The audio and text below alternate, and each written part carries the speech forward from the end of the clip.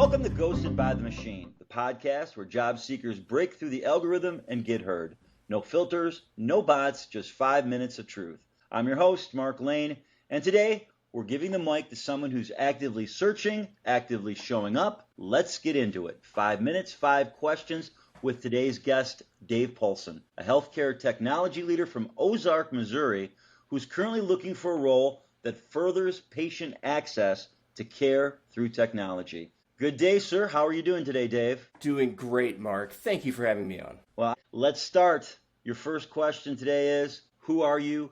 What kind of work are you looking for? And how long have you been on the job hunt? Sure. Well, I'm Dave, or if you've seen my resume, David. Please don't reject me if you don't recognize the name. Either way, don't keyword me into one of those two, please.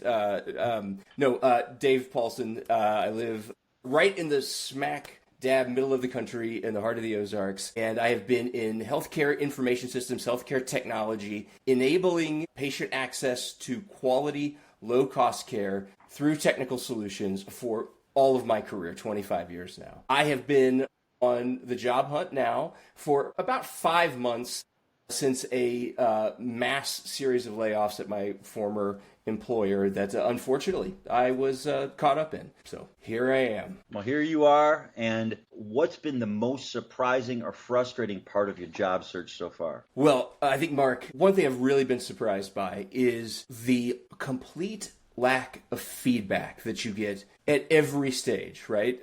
You'll submit an application. You'll submit your resume. You may get nothing. You may hear nothing. You may get an automated rejection the next day with no reasoning, right? You may get an automated rejection in 2 weeks. You may get a first level interview, but with no feedback. And they're really good at not giving you their email address. It's hard to get a hold of them. You can figure that out. You may get a second level interview with even a hint that there will be going to the next level, but get no feedback. It is hard to understand where you're missing the mark without feedback. So that has been my biggest surprise, is just you can tailor and fit and do everything you can to make yourself look like the most attractive candidate, but without knowing where you are not fitting, without knowing where you're missing, it's really hard to improve. And receiving those Dear John letters at 2, 3 o'clock in the morning, letting you know that you haven't passed the test, that tends to hurt. And you have no idea what they're looking for or what you're missing.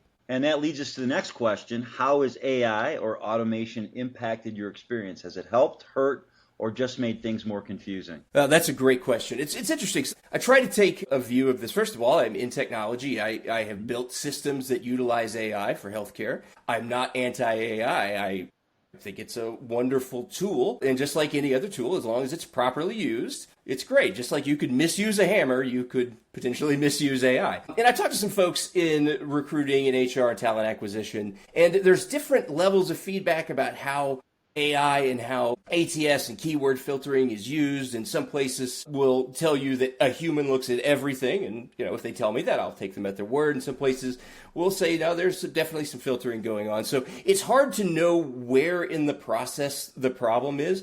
Is the process, if a human is looking at it, are they just simply not trained to recognize, maybe in my technology, certain technology terms that might be interchangeable with others or be transferable to other, with other skills. But I would say that I had one experience where I was very well aligned with the position in my field.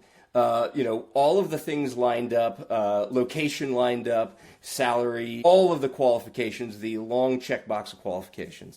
I got rejected for it within 24 hours. So no feedback. I hunted down someone. I said, I understand, I'm not questioning your decision, but could you please look into this and give me some feedback as to why I was rejected? And they were very kind, very polite, and they said, yes, we were able to look it up, and you were missing one word, one term. And I won't go into what the term is, but just say one term. And I thought about the term that was missing there, and I looked at my resume, and I had used another term that meant the exact same thing. And I recognized then that whether it was a human looking at it or more likely a keyword filter through the ATS, that somehow that I was a 97% match when I needed to be a 99% match, that there was a problem there, because if someone understood, they would know that those two words are interchangeable. Now, I own it, right? I'll say, look at it like, okay, boy, when they call out a specific technology or specific thing and they call it by a name, you might as well take the time to craft that and call that out specifically. So I took responsibility for that.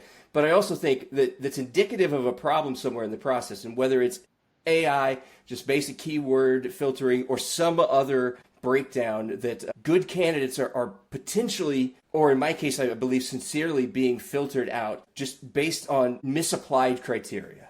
That's horrible, but we don't know that because in most cases, they don't give us any feedback. Yes. And, they're underwater, and I understand that, right? They have thousands of resumes to go through, but, some level of feedback, right? And I explained it to someone that if you're making a judgment on who goes in the inbox and who goes in the outbox, that judgment is based on something. Have 10 items in a drop-down box. Pick which item it was that prompted that judgment and include that in your feedback. There are ways that it could be done in a fashion that is not so laborious on the recruiters, but some kind of feedback is going to be critical to making this process work better for everybody. What's one skill, strength, or quality that doesn't always come through on a resume or LinkedIn profile? Well, I think that it's really tough to put that together on a resume or LinkedIn profile. But what I've found that my superpower is to help other people see their superpower and to achieve their potential.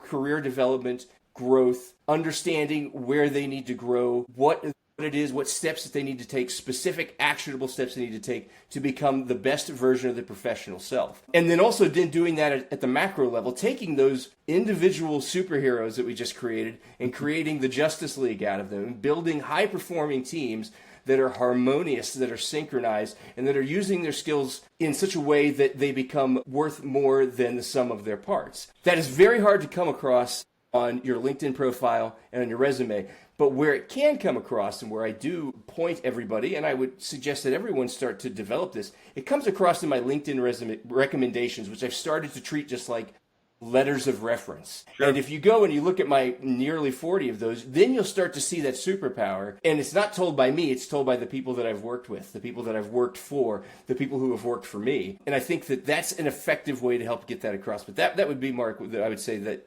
my superpower, that's what I bring. Doesn't always come across on the page. So what's keeping you hopeful right now, personally or professionally, as you keep moving forward? Well, my faith is keeping me hopeful. I know that I am meant, my career story did not end with a layoff.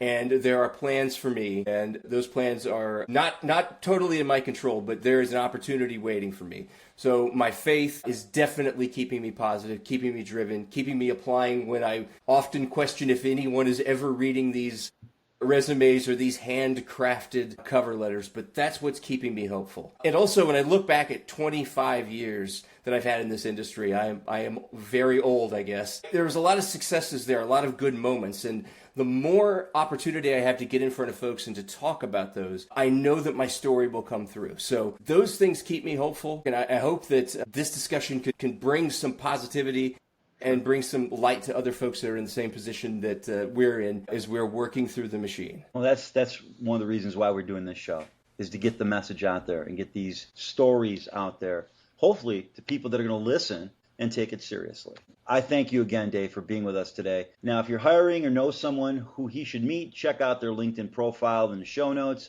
If you want to be on the podcast, email me, DM, or comment on LinkedIn or our social platforms. We're always looking for real voices in the ghost town of job search silence. This is Ghosted by the Machine. Let's make hiring human again. Thank you again, Dave. We appreciate it.